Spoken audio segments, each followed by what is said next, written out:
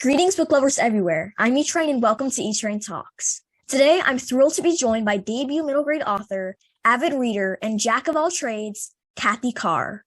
Cathy is the author of 365 Days to Alaska, an entertaining and meaningful coming-of-age tale about Rigel Harmon, a middle schooler forced to move from her home in the Alaska wilderness to suburban Connecticut. And Rigel soon comes to realize that maybe Connecticut isn't so bad after all. That's just a brief summary of Cathy's novel, and if you want to learn more about Rigel's story, be sure to listen to my book review of 365 Days to Alaska. Now, it's my honor to welcome Cathy Carr. Thanks so much for joining me today, Cathy. Oh, it's my absolute pleasure. I'm so happy to be here, E-Train. Well, I'm so happy that you're here because 365 Days to Alaska is a favorite middle grade read of mine.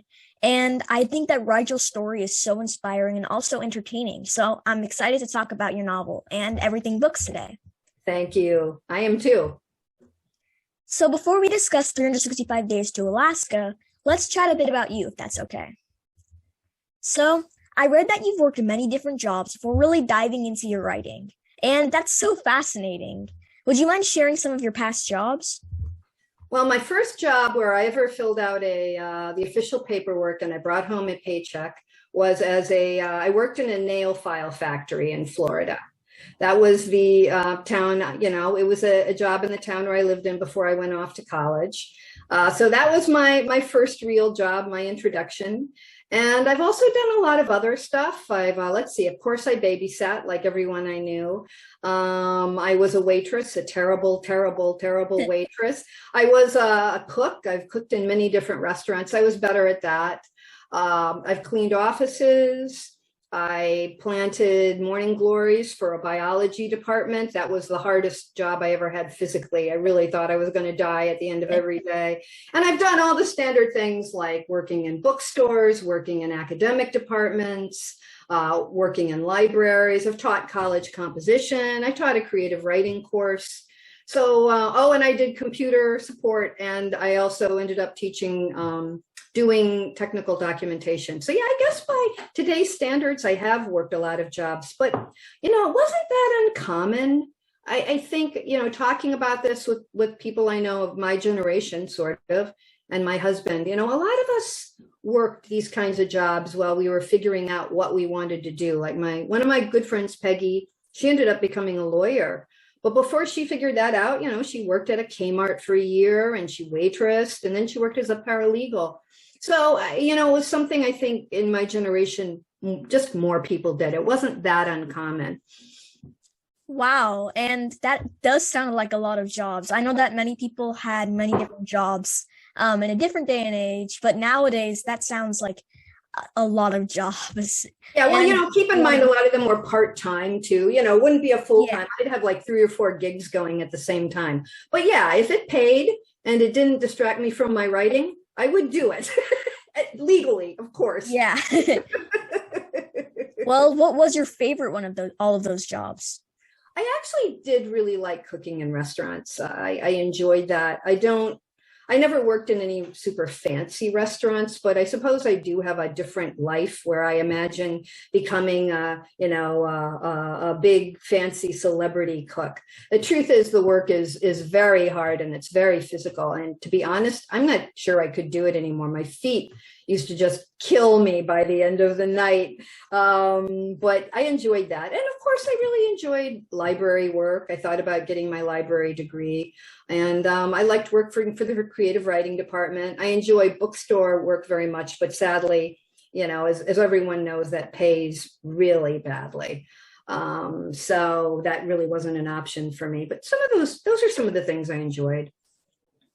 Well, you certainly worked a lot of jobs, and you worked in many different fields as well, from biology all the way to working in bookstores. And unfortunately, bookstores don't pay as much as they should. But would you have wanted to stay working at a bookstore if they did pay enough? Well, I think what everyone has, so many writers have this fantasy of opening your own bookstore, right? And I still have that fantasy now and then. I'd like to open like a really, really good children's bookstore. So yeah, I think if the stars aligned, that's something I would think about doing, but that would have to be a lot of stars lining up. Yeah. Well, I'll certainly visit if it ever does come up. I'll let you know. I'll let you know if that dream comes true. I hope it does come true. So I'd like to talk about 365 Days to Alaska, and it's a really great book. You have to read it, everybody. So in your novel, one of the ongoing themes is nature. The setting begins with Rigel living off the grid, deep in nature, basically living off the land. And from this, the reader understands that Rigel has developed a deep connection to nature. Can you share why you chose nature to be such a strong theme of the story, and do you also share the same connection? It is important to me. I think there are some of us who we find nature to be a comfort.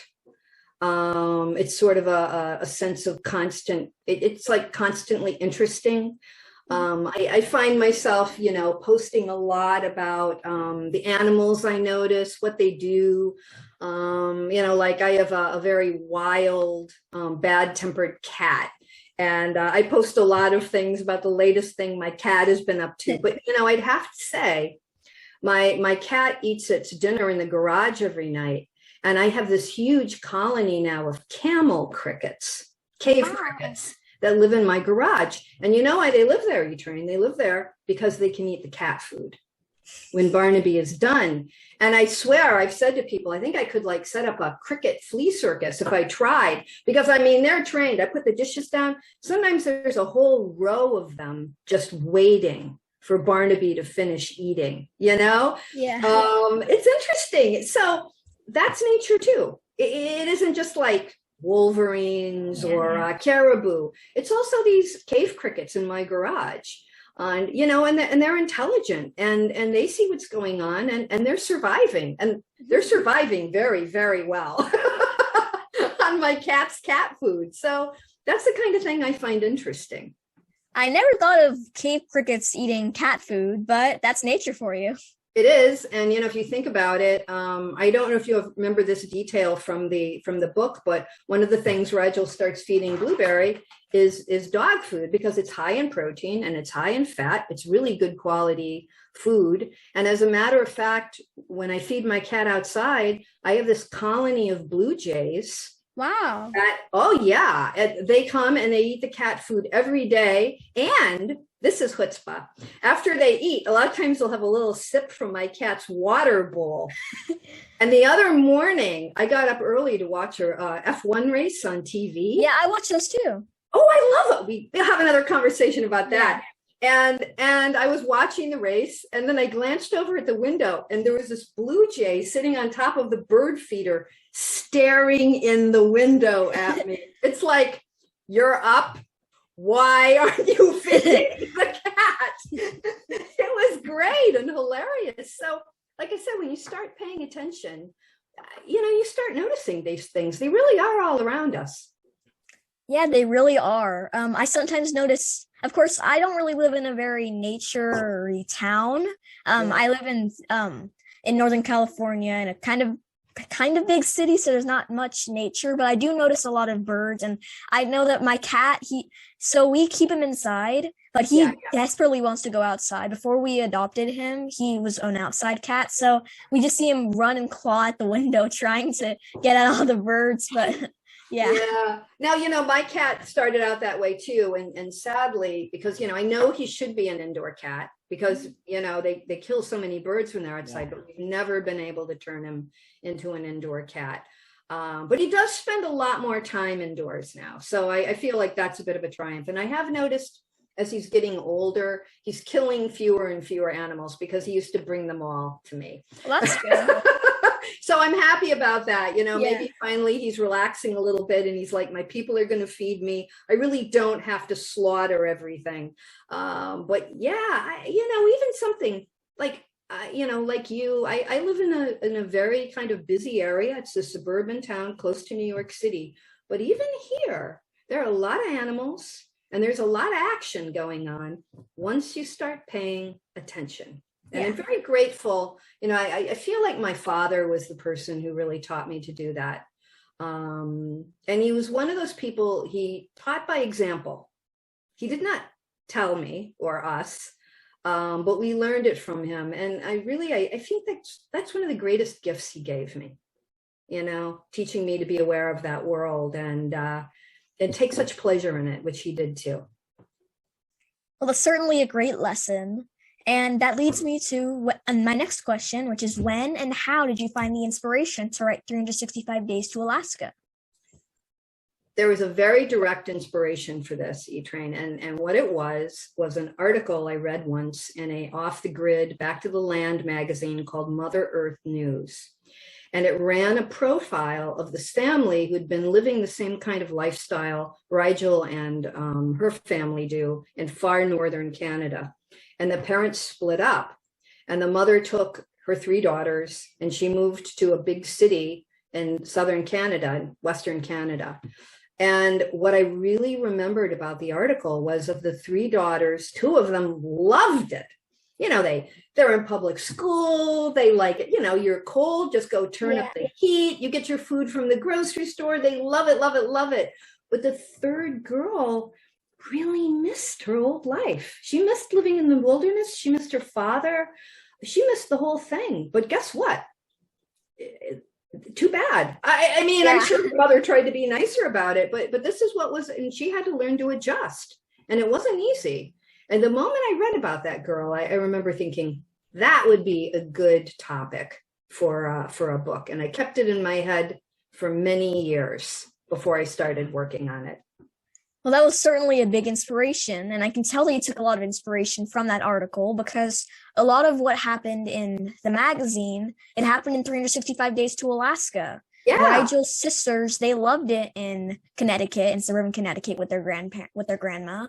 But Rigel, she really missed her home in Alaska. Yeah. So I can tell you took a lot of inspiration. And also that's kind of oddly specific. It's so weird. Like you find the perfect inspiration, the perfect moment to think, hey, I'm gonna write about this. I've read a lot about how authors, they take a lot of time, but it just clicked. Yeah, but there was a lot more work to do there. Yeah. And, I think the other thing, E-Train, that really I kind of came up with myself was that, for Rigel, and I'm sure you noticed this, it's not just about missing Alaska. It's about loyalty to her father. Yeah. Her father is like, that cheap plastic crap everywhere. and Rigel is like, I've got to be like Dad. I can't betray him. Divorce can be complicated when you're a kid, and there are a lot of emotions that can go on. And, so I think that loyalty comes into it too. And it, as she kind of settles into that comfortable life, and she's kind of like, this isn't all bad. Yeah. She feels very torn, and she also worries that if she gets too used to it, when she goes back to Alaska, it's going to be a much harder adjustment for her. So, you start out with this idea, and then you're the person, the writer, you think about it, you flesh it out, you pad it, you start inhabiting it with hopefully characters that are totally believable, that are like real people. Yeah, and I certainly see how Rigel, she really wants to be loyal to her father, but she also knows that something might go wrong. And she's very torn about whether to just kind of get used to life in Connecticut, or if she does go back to Alaska, if she's too used to Connecticut, how will she adjust back to the wilderness? I want to go to the grocery store and get food, but she's in Alaska and there is no grocery store within I'm bored. I'd like to walk down to the library and maybe get an ice cream cone on my way back. Whoopsie. None of that's happening. Yeah. Although you can have a sno cone. Yeah, in the winter. Sure. Yeah. She can have all the snow she wants. Actually, I think now, even in the part of Alaska where Rigel would have lived, there's less snow, but we won't get into that grim topic. We're talking about another, certainly probably she would be able to find enough for some of that Alaskan ice cream I described. Yeah. So the protagonist, Rigel Harmon, was forced to move thousands of miles away from her home in Alaska to Connecticut. Have you ever experienced a big move like Rigel? Yeah. And it took me a while, E-Train, to realize that it actually was one of the inspirations. When I was 14, my parents moved me and my brother from Wisconsin, and you might be able to tell I have a strong Wisconsin accent still there. They moved us from Wisconsin to Florida. Oh. And yeah, my parents decided to, they wanted a better climate and a more relaxed lifestyle. But of course, it had a massive impact on me and my brother. And, I think one thing about making a big move like that is it really does send your life in a different direction. And I've moved, just like I've worked a lot of jobs, I've also moved more than a lot of people. I've lived in, oh gosh, many different places. I've even lived overseas. I lived in the UK for 3 years. Wow. And every time you do a big move, it does change things about your life. So, it took me a while to work out, hey, yeah, I think I actually was kind of working through some of my feelings about that. And that sense too of like, wait a minute, Florida's great for a vacation for a week. Do I really want to move there? And the town I moved to was not a big place. It wasn't super exciting, believe me. Back then, there wasn't a lot to do. And I think my brother and I both kind of had this feeling with our parents of like, well, I'm really glad you guys are enjoying. But, for me and my brother, what's there to do? Well, you can drive up to the mall in Sarasota. Or if you like hunting and fishing, there are more things. And I think they enjoyed doing some of that, my brother and my father.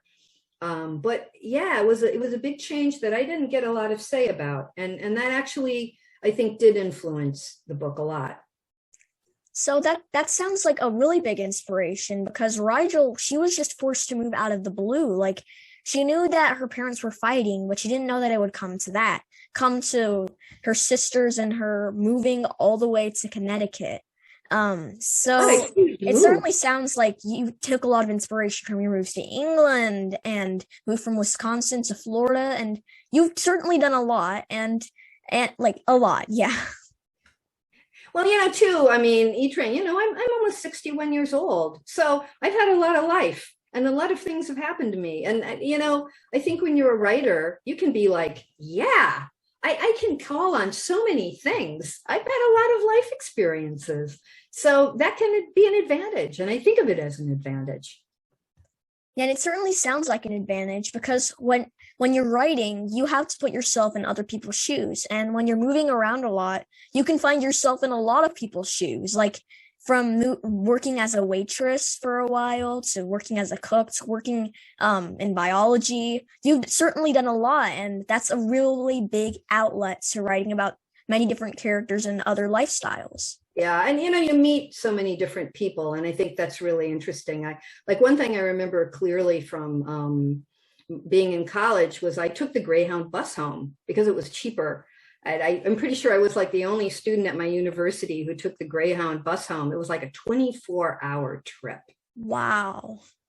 Because, it stops at every little town. And gosh, I remember so many of the people I met on the bus and all of the conversations I had.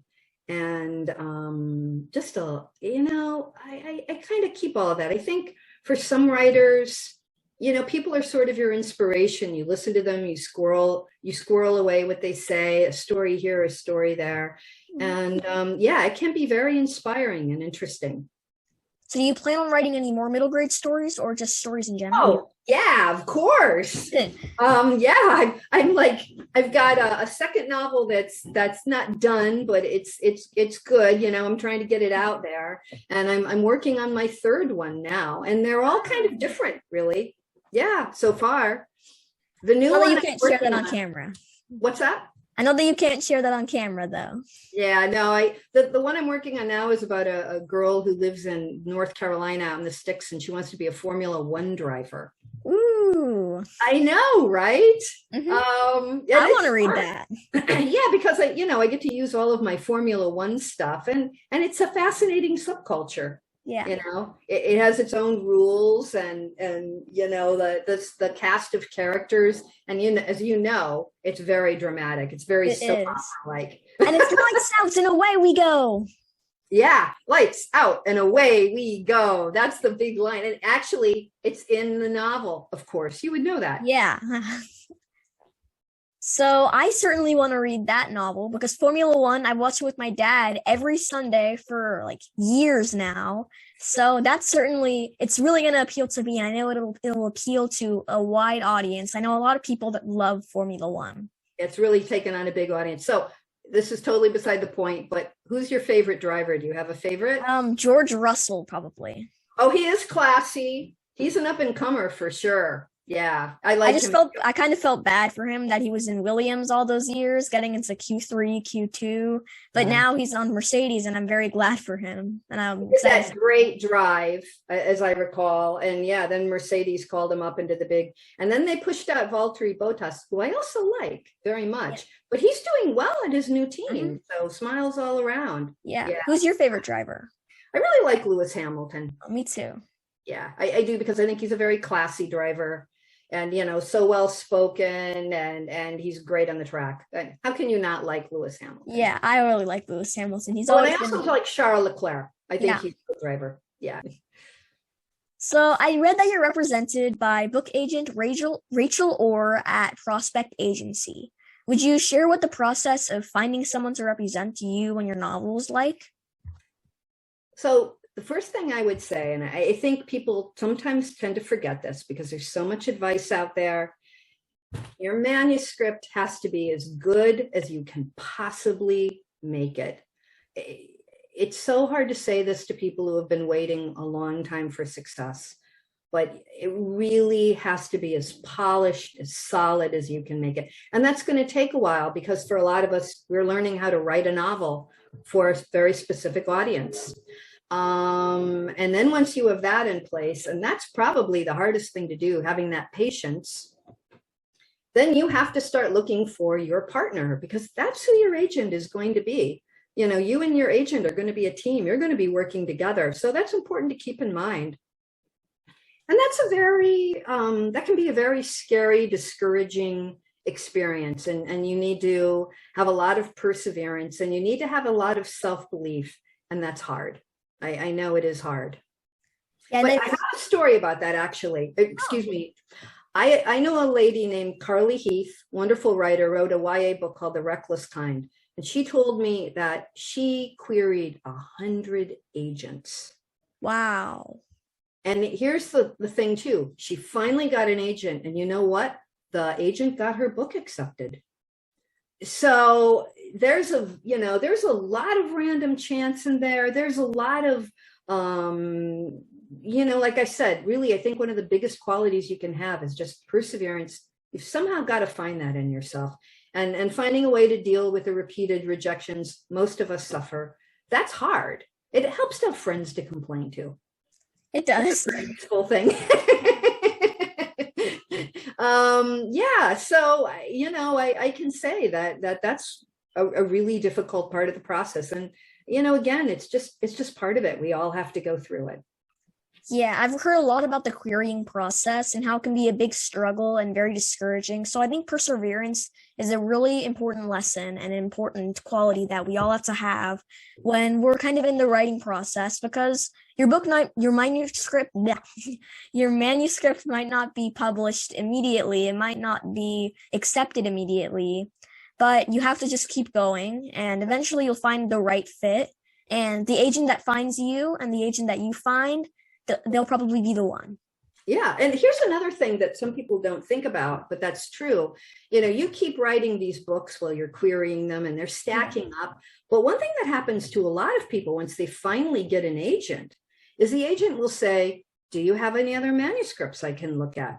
And you, the writer, hopefully you can say, yeah, I've got like these 3 other manuscripts and the agent is like, send them on over. And so sometimes you get these writers, they have like books coming out, boom, boom, boom. It's like planes at an airport, right? Because they've gotten the manuscripts already. And once you've formed a relationship with an agent and hopefully a publishing house, sometimes they'll be like, yeah, we like, 2 out of 3 of these manuscripts. We'll publish these too. I mean, that's sweet. That didn't happen to me because my book was like the first middle grade manuscript I ever wrote. But I have known other writers that happened to, and it's a wonderful thing. So, you might be thinking to yourself, ugh, I'm writing another book. Why? You're writing another book so that when you finally have your agent, you're going to have more manuscripts to send your agent. Yeah, I think that certainly will help because when you have more than one manuscript, because take like a book, the whole process, it takes like forever. It takes years, months. Yes, it does. But when you have multiple manuscripts you can send, the process won't be as grueling and as painful. Oh, 2 years and 364 days left until my book comes out. Yeah. It'll be a little bit faster, which is good. And one of the best pieces of advice I ever got about when your book got accepted is someone who said, great, start working on the next one. Because you're if you have a relationship with your publisher and your agency, they're going to want another book from you. Like, once you have people who like your work, they want to buy more of your books. So get busy, get another one done. And that's another good thing you can do. But I'm going to be honest with you, Etrine, it's also hard. Psychologically, it can be difficult. And it's good for people to know that that's normal. And almost everyone has this. It's not unusual. It's not just you. Hopefully that will be comforting. Yeah, that is comforting. I'm still working on a first manuscript. So I think that hearing from all of you amazing authors about just how lessons and themes and just important messages that to just stay calm, keep persevering, because you're going to reach the light at the end of the tunnel. I think that's so important, and I'm very thankful. Yeah, I think that's good. And also, some people won't want to hear this, but the truth is too, if you have a book you think is terrific, and for whatever reason, you can also always think about self-publishing. A lot of people do that. That's a whole different path. And, I won't talk about it very much here, but certainly a lot of people do it and they get their work out that way. So, turn that pale, beloved snail. Yeah, I have seen a lot of authors get self-published, although unfortunately, sometimes their books don't get as much recognition. But I still think getting your book out there, that's certainly a start. And a lot of publishers, a lot of people will still see them, and maybe you might get a deal with the publisher soon. Yeah, and the other thing that some people don't know about self-publishing is you can pay for a review, like from a place like, say, Kirkus. And if you get a review in, a trade journal, that definitely ups your visibility and makes more people aware of you. But yeah, self-publishing definitely has its pitfalls. I'm not going to pretend it doesn't. Yeah, it certainly does have its pitfalls, but it also has its upsides too.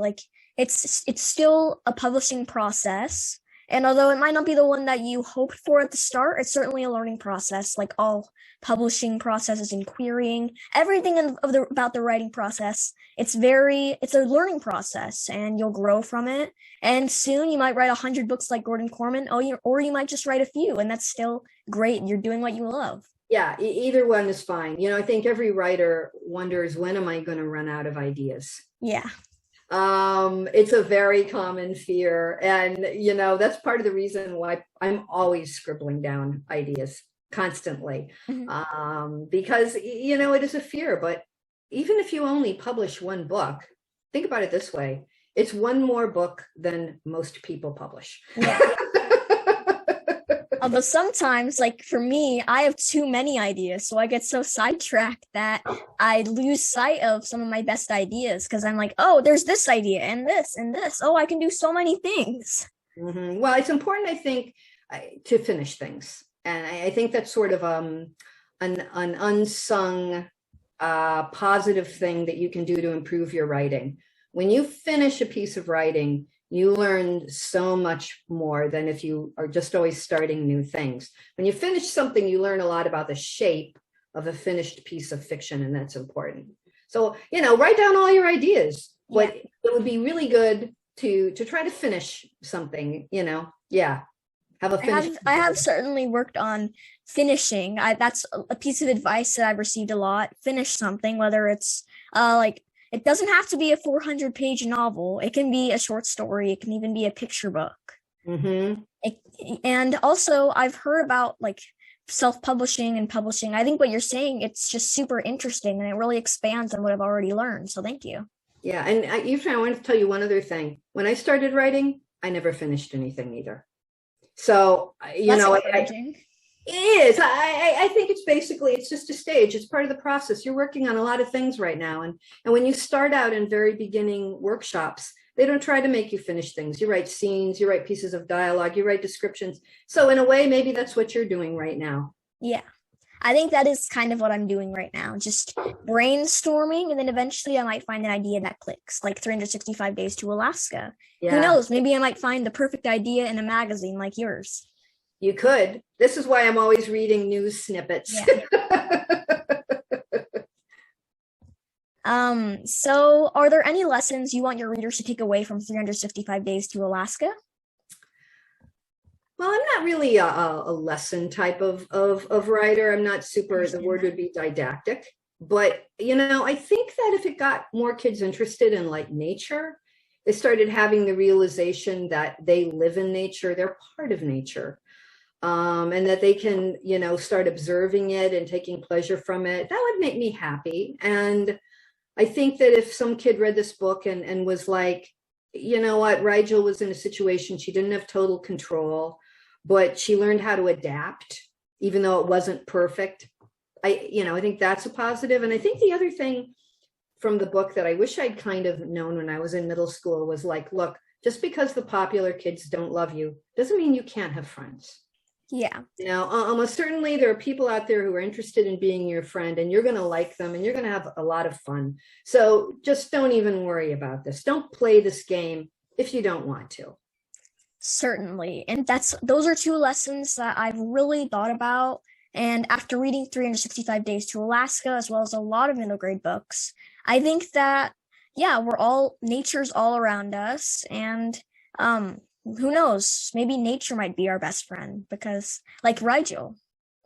Yeah, I mean, it is, that's a really good way of putting it, E-Train. Yeah, it's actually, I don't think I can improve on that. Maybe nature can be your best friend in a way. Although we need people too, we're social. Yeah. I don't think we can be best friends with a crow with white spots forever, because sometimes the bird might have to fly away. It's a different kind of friendship. Yeah. And I think one thing we all know about people who have pets is that you have these creatures you love very much, but they live a lot shorter time, and that's really sad. Just in that sense, I was realizing the other day that my wild outdoor indoor kitty, you know what? He's getting older. Yeah. And that's so, and as you say, sometimes they do just fly away. And sometimes you really do have to let wild things go. And one of the things in the book I talk about a lot, and I'm sure you remember, and I just kind of leave it up to the reader, is like, well, how much do you interfere? And the answer is, I'm not really sure what the right answer is to that. And maybe that's something that's going to be a personal thing. I have a friend who does tons of wildlife rehabilitation. She rescues all these baby birds. Now, for me, when I know a baby bird has fallen out of a nest, not to upset anyone, but I tend to think, what, the foxes have to eat too. This is part of the natural order.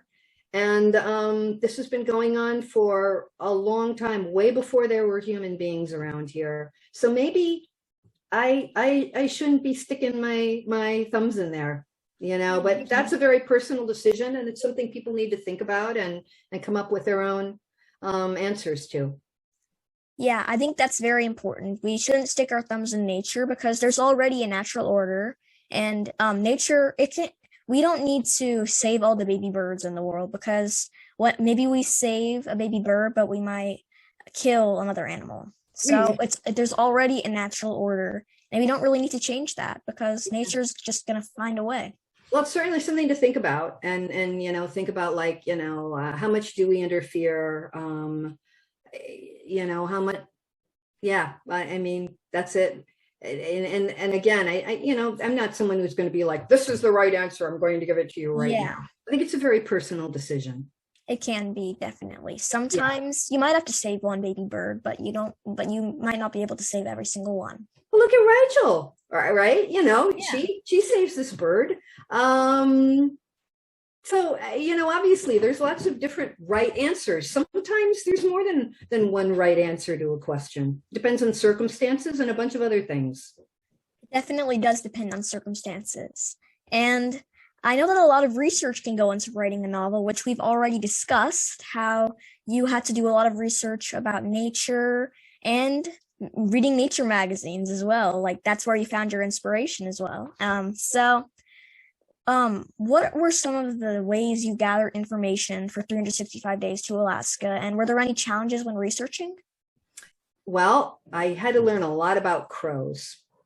Once I decided to introduce Blueberry's character, I really wanted to make sure that Blueberry was a believable crow. And I'm the kind of person, I think of research as an iceberg. When you look at an iceberg, you probably know this, you only see 10% of it above the water. 90% of it is below, and you don't even notice it's there. That's what I'm like with research. When 90% of the research and the knowledge isn't even showing, I know I've done enough. So I read many books about crows and crow behavior. And then I had to call up wildlife rehabilitation centers, and I talked to the people who rescue those animals, and they actually really helped me out. And one of them was the one who said, because when I was working on the book, I had an idea that maybe Rigel would go visit Blueberry in rehab. And one of them said to me, no, that wouldn't happen. They really try to keep human beings out, and we're trying to keep these birds wild. And they wouldn't allow an 11-year-old girl to visit. And at first I was like, oh, dang. But then I realized, hey, I can make this work. And it did.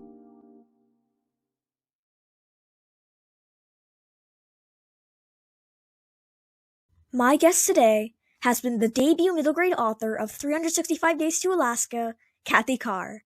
Thank you so much for joining me today, Cathy. To all of you listening, you can learn more about Cathy through her website, cathycarwrites.com, and through her Twitter account at Cathy Carr Writes. Thanks so much for tuning into my interview with Cathy Carr, everybody. Stay safe and happy reading. I'll see you in the next one. Bye.